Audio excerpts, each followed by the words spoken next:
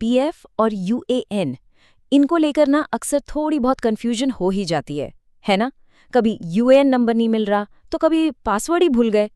तो अगर ये सब थोड़ा मुश्किल लगता है तो समझिए बिल्कुल सही जगह आए हैं, क्योंकि आज हम मिलकर इन सारी उलझनों को सुलझाने वाले हैं।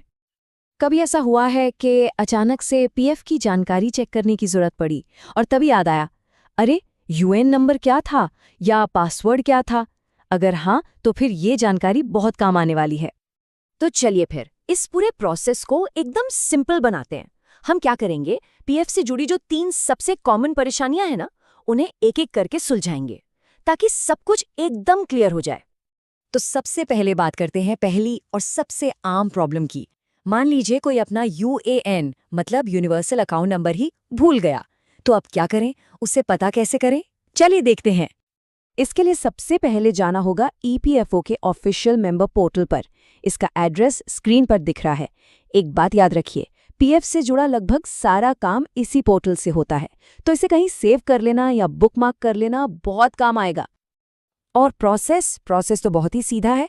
वेबसाइट पर जाकर बस नो योर यूएएन पर क्लिक कर दीजिए। उसके बाद अपना रजिस्टर्ड मोबाइल नंबर और आधार नंबर डालना है। फोन पर एक ओटीपी आएगा, उसे एंटर करते ही बूम, आपका यूएएन नंबर स्क्रीन पर आ जाएगा। तो इस पूरे काम के लिए बस 3 चीजें चाहिए, रजिस्टर्ड मोबाइल नंबर, आधार नंबर और उस पर जो ओटीपी आता है वो, बस इतना ही। चलिए अब आते हैं दूसरी कॉमन प्रॉब्लम पर। मान लीजिए यूएएन नंबर तो याद है लेकिन पासवर्ड भूल गए। अब इसे कैसे रीसेट करें? तो अच्छी बात यह है कि इसका तरीका भी उतना ही आसान है। और पासवर्ड रीसेट करने के लिए भी हमें वापस उसी ईपीएफओ मेंबर पोर्टल पर ही जाना है। जैसा मैंने पहले भी कहा था, ये पोर्टल पीएफ खाते के लिए एक तरह से कंट्रोल सेंटर जैसा ही है। पोर्टल के लॉगिन पेज पर ही फॉरगॉट पासवर्ड का ऑप्शन दिख जाएगा। बस उस पर क्लिक करना है, अपना यूएएन नंबर और जो कैप्चा दिया है वो भरना है। इसके बाद रजिस्टर्ड मोबाइल पर एक ओटीपी आएगा, उसे डालकर आधार से वेरीफाई कीजिए और बस अपना नया पासवर्ड सेट कर लीजिए। हो गया काम। तो पासवर्ड रीसेट करने के लिए क्या क्या चाहिए? 1 यूएएन नंबर, 2 ओटीपी के लिए रजिस्टर्ड मोबाइल नंबर और 3 वेरिफिकेशन के लिए आधार। एकदम सीधा साधा हिसाब है। और अब बात करते हैं हमारी तीसरी और आखिरी प्रॉब्लम की।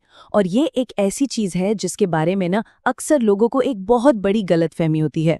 ये पीएफ खाता खोलने के बारे में नहीं है, बल्कि उसे चालू यानी एक्टिवेट करने के बारे में है। देखिए, सबसे पहले तो ये समझना बहुत ज़रूरी है कि कोई भी एम्प्लॉई अपना पीएफ अकाउंट खुद नहीं खोलता। ये काम हमेशा कंपनी का होता है। एक एम्प्लॉई का काम बस इतना है कि कंपनी से जो यूएएन मिला है उसे पहली बार एक्टिवेट कर ले।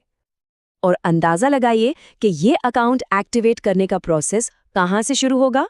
जी हाँ, बिल्कुल सही, उसी ईपीएफओ मेंबर पोर्टल से। ये पोर्टल सच में पीएफ से जुड़ी हर जरूरत के लिए एक वन स्टॉप सॉल्यूशन है।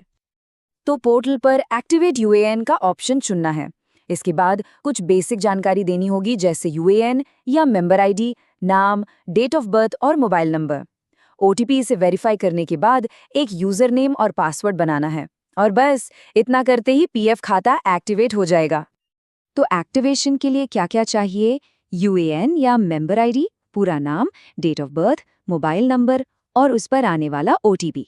सिंपल। तो हमने 3 मेन प्रॉब्लम्स और उनके सॉल्यूशंस देख लिए। चलिए अब इन सभी जरूरी बातों पर एक नज़र फिर से डाल लेते हैं ताकि ये जानकारी हमेशा के लिए पक्की हो जाए। ये स्लाइड तो एक बढ़िया चीट शीट की तरह है। यूएएन भूल गए, नो योर यूएएन पर क्लिक करें। पासवर्ड भूल गए, फॉरगॉट पासवर्ड पर क्लिक करें। और अगर खाता एक्टिवेट करना है तो एक्टिवेट यूएएन पर क्लिक करें। है ना एकदम आसान? तो अब जब पीएफ से जुड़ी सारी जानकारी और कंट्रोल अपने हाथ में है, तो असली सवाल ये है कि इस जानकारी का इस्तेमाल अपने फाइनेंशियल फ्यूचर को और बेहतर बनाने के लिए कैसे किया जाएगा। अगला कदम क्या होगा?